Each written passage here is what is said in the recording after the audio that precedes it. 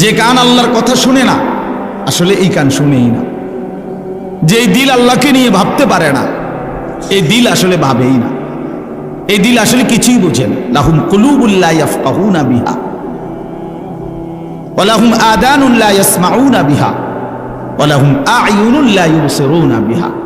আল্লাহ বলে নাফরমানের দিল আছে কিন্তু কিছুই বোঝে না, কান আছে কিন্তু কিছুই শুনে না, চোখ আছে কিছুই দেখে না। আল্লাহ বলেন এই মানুষগুলো হলো কাল আনআম, চতুষ্পদ জন্তু জানোয়ারের মতো। চতুষ্পদ জন্তু জানোয়ার, সাংঘাতিক কথা। বাল হুম আদাল, বরং তার চাইতে নিকৃষ্ট, তার চাইতে নিকৃষ্ট। বইয়া বইয়া বন খায়, বিড়ি খায়, হ্যাঁ, চা খায়, আলুর চপ খায়, চা দোয়ানে বইয়া বইয়া গপ মারে। 60 বছরের বুড়া এই যে বসছে চিকন টুল একটার মধ্যে 3টা ঘন্টা ধরে বইয়া বইয়া এই গপ মারে, বইয়া বইয়া পান খাইতে আছে, বন খাইতে আছে, একবার চা খাইতেছে। এটা কি অপদার্থ মানুষ! মুসলমান এত ফালতু লোক হয় কেন? যার আখিরাত সামনে, যার কবর সামনে, যার মৃত্যু সামনে, সে এত ফালতু কাজে সময় কাটায় কেমন বলে? ঠিক কেমন কথা, কেমন কথা? আসল কথা হলো ওনার কানে নাই, ওনার চোখে নাই, ওনার দিল নাই, আখিরাতকে নিয়ে ভাবেন আছে। নওজোয়ান ছেলে দুপুর 3টা বাজে বাইরেছে ভাত খাইয়া, রাতের 11টা বাজে অপদার্থ শুধু আড্ডাই দিতেছে, মোবাইল টিপতেছে 8 ঘন্টা। বন্ধুদের আড্ডা, হাসে, লাথি মারে, থাপ্পড় মারে, খারাইয়া মুতে, মন চাইলে বইয়া মুতে, মন চাইলে হাঁটতে হাঁটতে মুতে। পাগল, মাথা খারাপ। কেন আসছে, কোত্থেকে আসছে, কে পাঠাইলো, কেন পাঠাইলো, কই আসলাম আমি, কিচ্ছু জানে না। মনে যা চায় তাই, আমার যখন যা মন চায় তাই। আল্লাহর কসম, কোরআন কারীম আল্লাহ বলছে যখন যা মন চায় সেই মতে যে চলে, আল্লাহ বলেন সে আর কিছু নয়, শুধুই জানোয়ার। ওইটা শুধুই জানোয়ার, এটা মানুষের বাচ্চা না।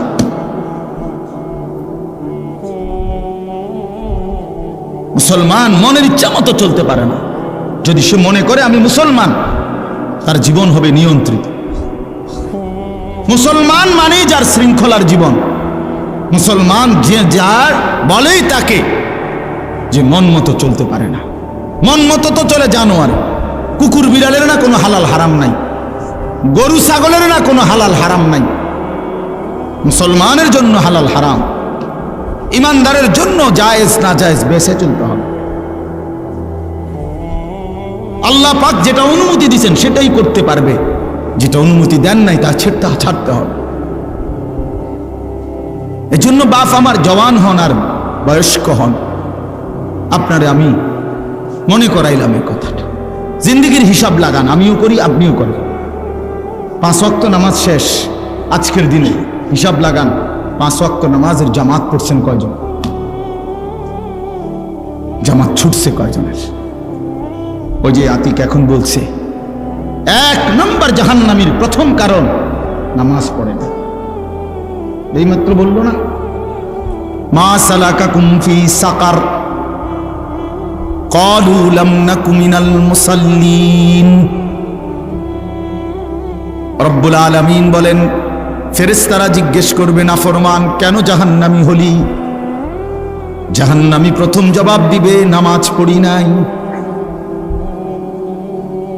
নামাজ পড়ি নাই। কোরআনুল কারীমের মধ্যে আছে কাল্লা ইদা বালাগাতিত তারাকি ওয়া কিলা মান রাক ওয়া যান্না আন্নাহুল ফিরাক ওয়ালতাফাতিস সাকু বিস-সাক ইলা রাব্বিকা ইয়াওমা ইদিনিল মাসাক। আল্লাহ বলেন নাফরমান পাপীর মৃত্যুর যন্ত্রণা, জান কবজের যন্ত্রণা হবে বড়ই মর্মান্তিক। নাফরমানের সামনে এসে মালাকুল মউত আজরাইল বলবে হে আল্লাহর দুশমন, আল্লাহর অসন্তুষ্টির দিকে রূহটা বের হয়ে আয়। রূহটা সারা দেহের মধ্যে দৌড়াবে, আর মালাকুল মউত আজরাইল শক্তভাবে ধরে কলিজা থেকে রুহুটা ছিঁড়ে টেনে ফেলে দিবে। একটা টান দিলে কলিজার থেকে ছিঁড়া রুহুটা কণ্ঠনালীর কাছে চলে আসবে। এবারে রুহু বের হতে চাইবে না। আল্লাহর নবী বলেন, কোন জিনিসকে ছিঁড়া টুকরা করে যেভাবে রুহুটাকে এভাবে ছিঁড়া টুকরা টুকরা করে মালাকুল মউত আজরাইল টেনে হিসড়ে বের করবে। কেন এই মর্মান্তিক মৃত্যু যন্ত্রণা হবে কার? আল্লাহ কোরআনে স্পষ্ট বলছেন, ফালা সাদ্দাকা ওয়ালা সাল্লা। এই নাফরমান মৃত্যুর যন্ত্রণা এত ভীষণ পেল কেন? তার জান কবজটা এত কষ্টকর হলো কেন? এক নাম্বার হলো সে আমাকে বিশ্বাস করে নাই, ওয়ালা সাল্লা, দুই নাম্বারে নামাজ পড়ে নাই। নামাজ পড়ে নাই। আল্লাহ পাক পরিষ্কার বহু আয়াত, বহু আয়াত ঘুরে ঘুরে আল্লাহ বলছে যে জিন্দেগি সেজদা নাই, যে জীবন মনের ইচ্ছা মতো চলে, এটা মানুষের জীবন না। না বাস, আপনার সন্তান মানুষ হয় নাই যে বেনামাজি। সাফ বললাম, এটা অমানুষ, অমানুষ। এটা আপনি মানুষ বানাইতে পারেন নাই, আপনার জিন্দেগি ব্যর্থ। ওই বাবার জীবন ব্যর্থ। মুসলমান হওয়ার পরেও যে তার সন্তানকে নামাজি বানাইতে পারে না, ওই মার জিন্দেগি ব্যর্থ। মুসলমান হওয়ার পরেও যে তার মেয়েকে পর্দানশীল বানাইতে পারে নাই, ওই জিন্দেগি ব্যর্থ জিন্দেগি। ঘর করে দিছে, ঘর করে দিছে। আপনি মূল্যও ঘর করতে পারলে হইলে আর বহুত ব্যাড হইতে এরকম দুনিয়াতে। ছোটবেলায় বাচ্চার বাপ মরিয়া গেছে, হেইতে বড় হইয়া বিল্ডিং করছে, ঘর করছে, বিয়ে করছে, জমি জামা কিনছে। এটি অসুবিধা নেই, আপনি মরিয়া দেখেন হইতে পারবো? বলেন এরকম নাই তো? আপনি একেবারে উল্টাই লাইছেন, ঘর করে দিছেন। ঘর করে দিছেন কি আবার? ঘর তো সেও করতে পারত, কিন্তু তার আখিরাত বরবাদ করে দিলেন কেন? তারে আল্লাহ চিনাইলেন না কেন? তারে নামাজে বাধ্য করলেন না কেন?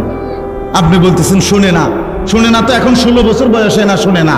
7 বছর বয়সের সময় কিটছিলেন, চিরা চাবাইছিলেন। 6 বছর বয়সের সময় কি করছিলেন? চিরা চাবাইছিলেন। তখন কেন তারে নামাজি বানাইলেন না? তখন কেন তারে সাথে করে মসজিদে নিলেন না? আপন সন্তানের সামনে কেমনে বিড়ি খাইলেন? এইতে কি শিখলো আমনের থেকে? আপন সন্তানের সামনে গালি দেন কেমনে? হ্যাঁ, আপন সন্তানের সামনে বেডির নাচ চান কেমনে টেলিভিশনে বইয়া? হ্যাঁ, আপনি এই নিকৃষ্ট রুচির মানুষ, আমনের ভূত মানুষ হইব কেমনে? কি গাজরের কথা! বিড়ি খাইতে খাইতে বেটা কয় ভূত মানুষ হোক, পড়ালেখা করো। হেইতে যদি আব্বা আপনি ইদি হইলেন না,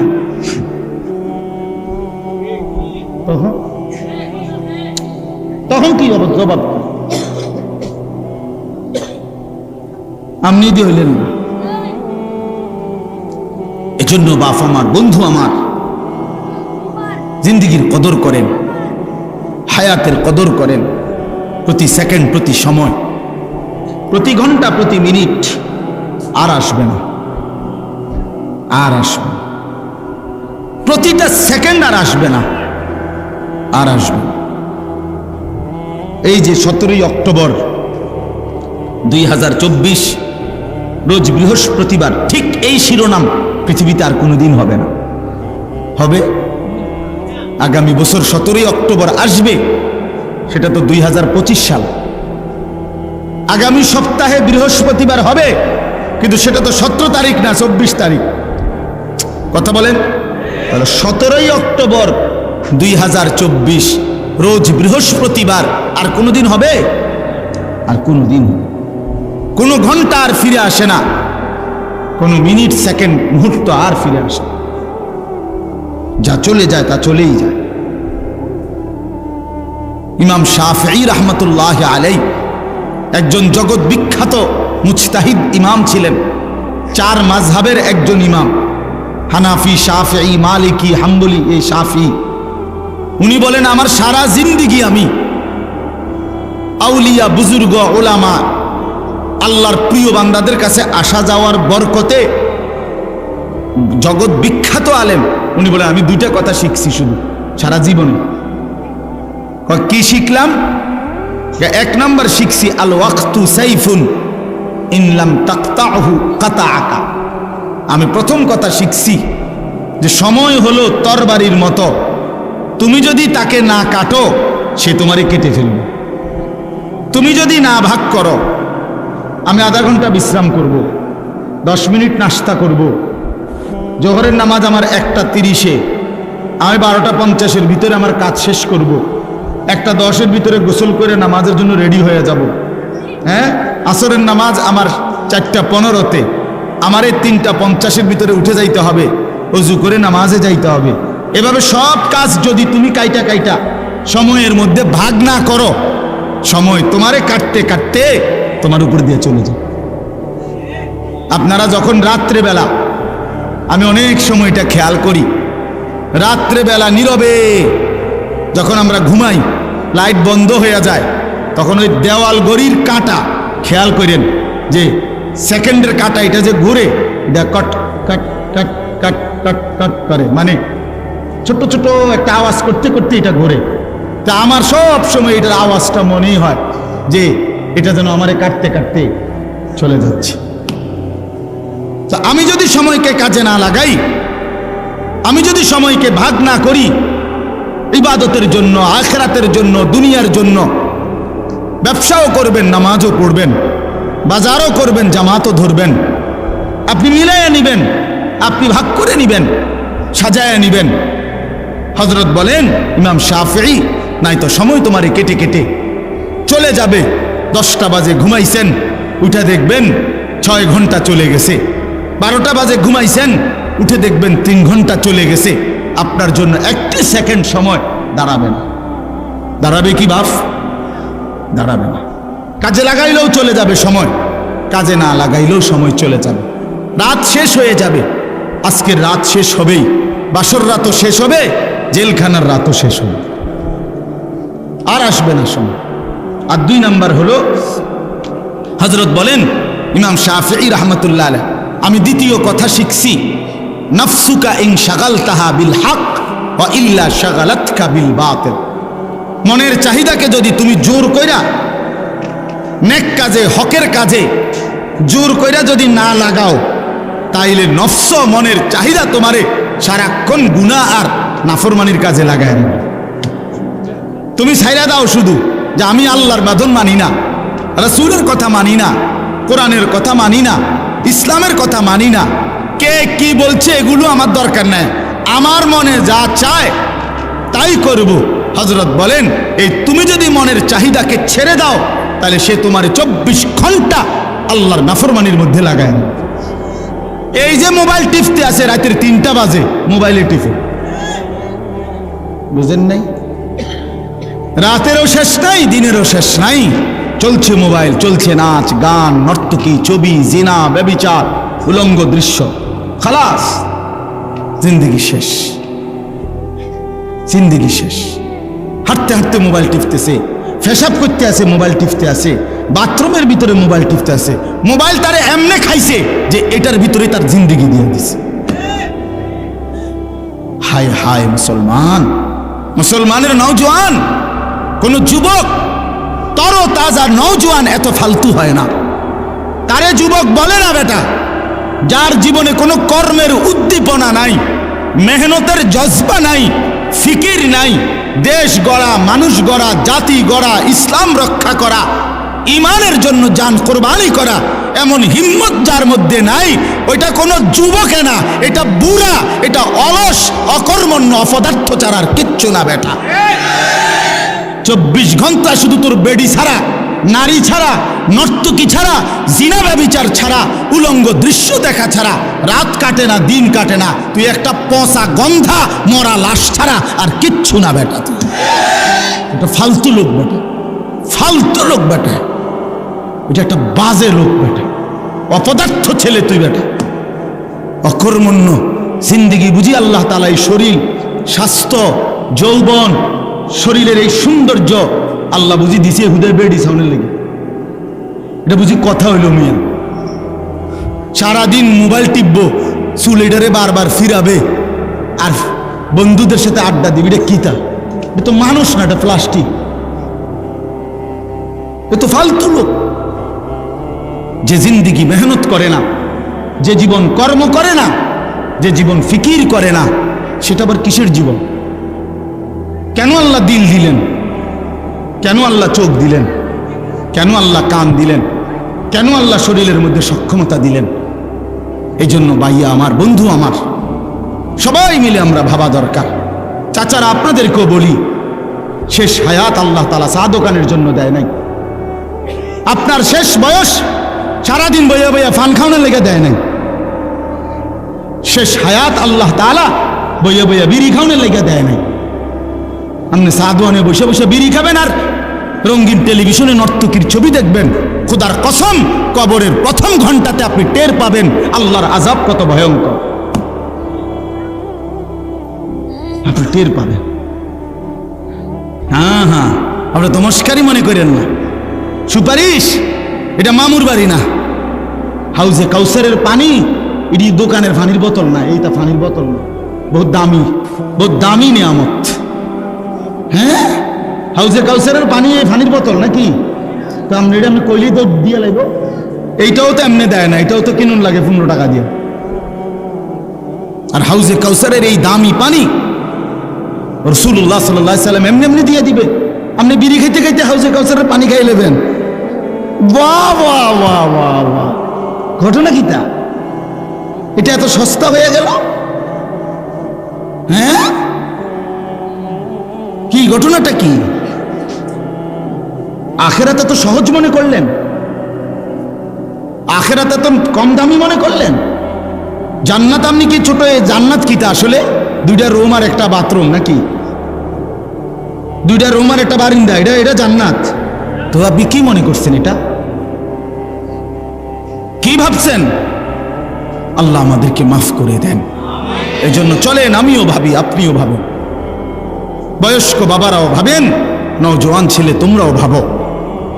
আরেকবার ইনসাফের সাথে ভাবো ভাইয়া, জিন্দিগির আপাদ মস্তক, রাতের কি খবর, দিনের কি খবর, সকালের কি খবর, বিকালের খবর।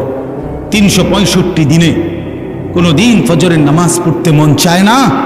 আর এই কেমন জানোয়ার জিন্দিগি তুমি গঠন করছো?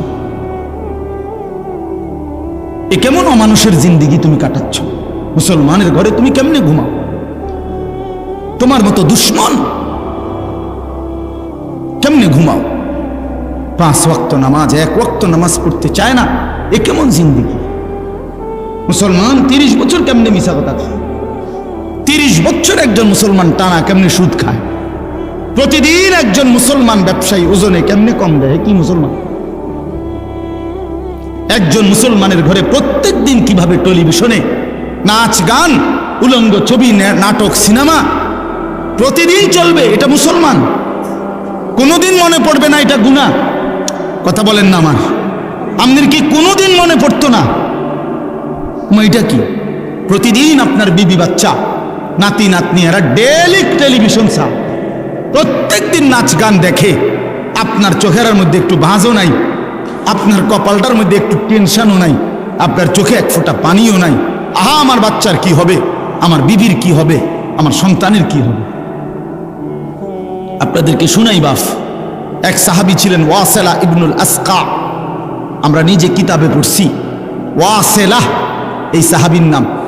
এই সাহাবী একদিন ওনার ছেলে, উনি মিশরে থাকতেন, ওনার ছেলে রোমে, মানে আজকের ইটালি, এই রোমের খ্রিস্টান বাহিনীর বিরুদ্ধে সাহাবী নবীজির ইন্তেকালের পরে সাহাবীর ছেলে যুদ্ধে গেছে কাফেরদের বিরুদ্ধে।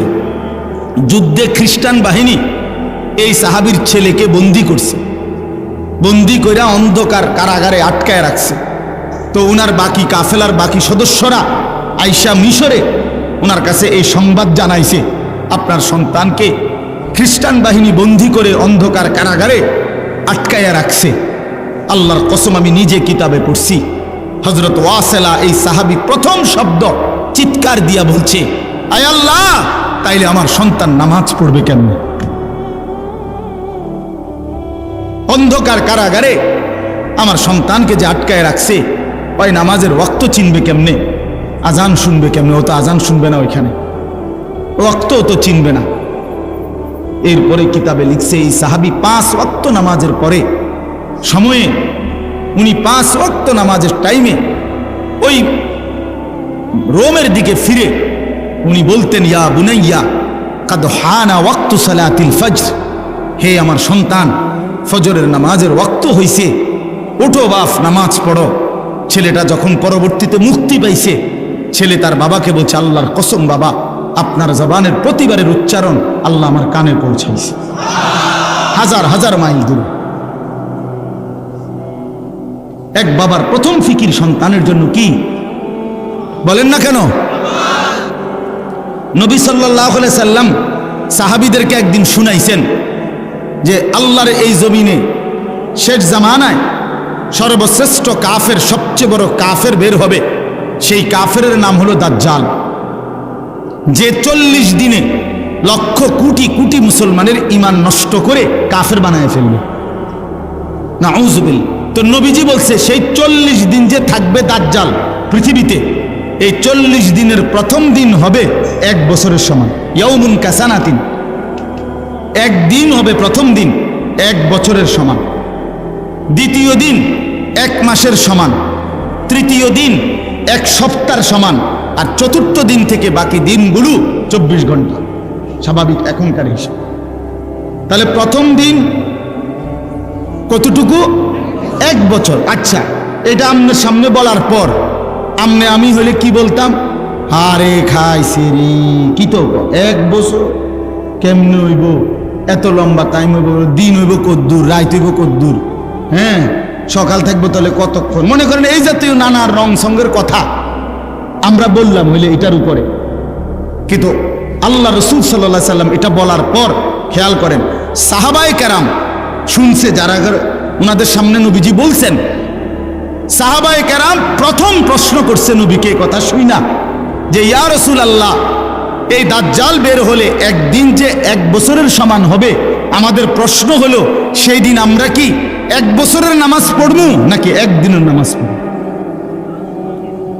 বুঝছেন ফিকির কথা আমার? বুঝছেন মানে ওনাদের চিন্তাটা প্রথম কিসের? নামাজ কি হবে আগে, এইটা কর, নামাজ পড়বো কেমনে? সুবহানাল্লাহ, এই হলো সাহাবায়ে কেরাম। আল্লাহ নবী সাল্লাল্লাহু আলাইহি সাল্লাম বলেন, তোমরা তখন 1 বছরের নামাজ হিসাব করে আদায় করবে, 1 দিনের নামাজ না। কেমনে হিসাব করবো? আপনি ওই সময় থাকেন তো দেখবেন আলেমরা কেমনে বলে। চিন্তার কি দরকার? ওই সময় আল্লাহ তাআলা জমিনের মধ্যে ফতোয়া দেওয়ার জন্য, বুঝাইয়া দেওয়ার জন্য উলামায়ে কেরাম রাখবেন। জমিন থাকলে আলেম থাকবে, সূর্য উঠলে আলেম থাকবে, চাঁদ উঠলে আলেম থাকবে। আল্লাহকে ডাকার মতো, আল্লাহকে বুঝানোর মতো ব্যবস্থাপনা থাকবেই। যেদিন উলামা থাকবে না, যেদিন আল্লাহর স্মরণ থাকবে না, আল্লাহর নাম থাকবে না, সেদিন আর সূর্য উঠবে না, চাঁদও উঠবে না। এই জন্য আপনাদের কাছে আমি অনুরোধ করছি, আমার কথাটা আমি বিস্তারিত বুঝাই বলার এটা চেষ্টা করলাম। আমরা যদি আমাদের হায়াত কদর করি, জিন্দিগি কদর করা উচিত। এই যে প্রতিনিয়ত মাহফিল হয়, আমার বাপ, মাকসাদ শুধুই কেবল একটা ওয়াজ হইছে, আরো 10 গ্রামে মাহফিল হয়, আমগো গ্রামেও একটা মাহফিল হইছে, এতটুকুই যেন উদ্দেশ্য না, বরং চলেন পরিবর্তনের নিয়তে আল্লাহর কথা শুনি। বলেন ইনশাআল্লাহ। এই কথার থেকেই আমি শুরু করছিলাম। অর্থাৎ কি শুনতে হয়? আন্তরিকতা নিয়ে শুনতে হয়, মনোযোগ দিয়ে শুনতে হয়, তাহলে আল্লাহ পরিবর্তন নসিব করে। ওই বুটও খাইলেন, ওয়াজও শুনলেন, বাদামও খাইলেন, ওয়াজও শুনলেন, বইয়া মোবাইলও টিপলেন, ওয়াজও শুনলেন, বসে বসে জুড়াইলেন, ওয়াজও শুনলেন, বন্ধু বান্ধবের সাথে ফাঁকে ফাঁকে কথাও বললেন, আবার ওয়াজও শুনলেন। নতিজা আরজালের তাবে হয়, নিয়ম হলো ফলাফল নিকৃষ্টতার অনুগামী হয়। এটা আরবি ভাষার একটা কায়দা, মানে ভালো এবং মন্দ উভয়ের মিশ্রণে মন্দের প্রভাব পড়ে। কিসের প্রভাব পড়ে? এটারে কয় আরজাল। আরজাল মানে নিকৃষ্ট জিনিস। মনে করেন একটা টাঙ্কিতে, গাজী টাঙ্কি 500 লিটারের, এইটার ভিতরে মোটর দিয়া পানি পুরাইছে, পুরাইতে গিয়া মোটরের থেকে যে পানি পড়তেছে পাইপ দিয়ে, এটা খুব ফোর্সে পড়ছে, অনেক পানি, তাইলে পবিত্র পানি, কিন্তু সাথে এই ফাঁকি দিয়া একটা অন্য পাইপ দিয়া এ 1 ফোঁটা 2 ফোঁটা 4 ফোঁটা করে ফুটতে ফুটতে এখানে কয়টা ফেসাবের ফোঁটাও পড়ছে। তো ফেসাবের ফোঁটা পড়ছে নয়তো 30 ফোঁটা, আর বাকি ফুরাটাই পবিত্র পানি, মানে মোটরের পানি। এখন এই দুইটা মিললা ফলাফল কি? এই নতিজা কিসের আসছে? মানে ফলাফল আসছে কোনটার? নিকৃষ্টটার, নিকৃষ্টটা। এই জন্য নতিজা আরজালের তাবে হয়, নতিজা আরজালের তাবে হয়, অর্থাৎ ফলাফল নিকৃষ্টতার অনুগামী হয়। এই জন্য বন্ধু আমার এটা জরুরি, আপনি মনোযোগ দিবেন না, আবার আল্লাহর কথা শুনবেন, এই মনোযোগ ছাড়াটাই থাকবে, আর কিছু বুঝতেন না, ওই মোবাইল টিপাটাই বুঝছেন, ওই বুটটাই পাবেন, বাদাম খানাটাই হলো, আপনার বন্ধুর সাথে কথা বলাটাই হইল, আল্লাহর কথা শোনা হলো, উত্তমটা আসবে না, অনুত্তমটা আসবে ফলাফল। এজন্য আমি কথাটা লম্বা করে বললাম, এজন্য আমার একটা উদ্দেশ্য আছে। আমি চাই সব সময় প্রত্যেক মুসল্লি নিজ নিজ মহল্লার মসজিদের ইমাম সাহেবের জুমার বয়ান মনোযোগ দিয়ে শুনুক, এটা আমার একটা সাধনা। আমি সব সময় এটা বলি, মসজিদের মুসল্লিরা যদি 1 বছরে 52 সপ্তাহ যদি নিজ মহল্লার ইমাম সাহেবের বয়ান মনোযোগ দিয়ে শুনে, বিশ্বাস করেন ধীরে ধীরে জিন্দিগি বদলায় যাবে। এতদিন শোনার পরও আপনার কোনো লড়াচড়া হয় না, আপনি কি তা শুনলেন? 52 সপ্তাহ বছরে, এবার 30 বছর ধরে আপনি জুমার নামাজ পড়েন, তো 30-52তে কতগুলো সপ্তাহ, কতগুলো নসিহত শুনলেন, ওমা আপনি অনবিরিয়ে গান, আপনি কি তা শুনেন, আপনি বইয়ে বইয়ে সাধোয়ানে গপ মারেন, এখনো আপনি আগ করলে গালির লগে মাটির তলে সাপ উঠতে দেয়, এমন নিকৃষ্ট গালি দেন। মধ্যে তো আপনি কি ওয়াজ শুনেন, কার কথা শুনেন, কারে কয় কে শুনে, আপনি দি কোনো লড়াছড়া নাই, পরিবর্তন নাই। কথা বোঝেন নাই আমার কথা? তো ছিল কি হবে, পরিবর্তন হবে। একদিনে বলি না, আপনারে বলি না যে আজকে রাতের ভিতরে আপনি আব্দুল কাদের জিলানি হইতেই বলে একদম টাঙ্গাই এলাম, এটা কি এমন কিছু বলেন না? আপনারা এটা বলছি তো, একদিনে কি জুনায়েদ বাগদাদি হওয়া সম্ভব? জুনায়েদ বাগদাদি নিজে হইছিনি একদিনে, তো আপনি হইবেন কেমন? তাহলে বিষয়টা তো এটা না, বিষয়টা হলো মনোযোগী হওয়া, চেষ্টা করা, আমলের জন্য আগানো, ধীরে ধীরে আগাইলে আল্লাহ তাআলা বরকত দিবে। আল্লাহ আমাদেরকে তৌফিক দান করেন, আল্লাহ আমাদেরকে কবুল করে নেন, আল্লাহ তাআলা আমাদেরকে ফিকির দান করেন। অনেক যুবক বর্ষ ভাইয়া, আল্লাহ তাআলা সমস্ত নওজওয়ানকে আল্লাহর দ্বীনের জন্য, নামাজের জন্য, ঈমানের জন্য আল্লাহ কবুল করে নেন, আমিন।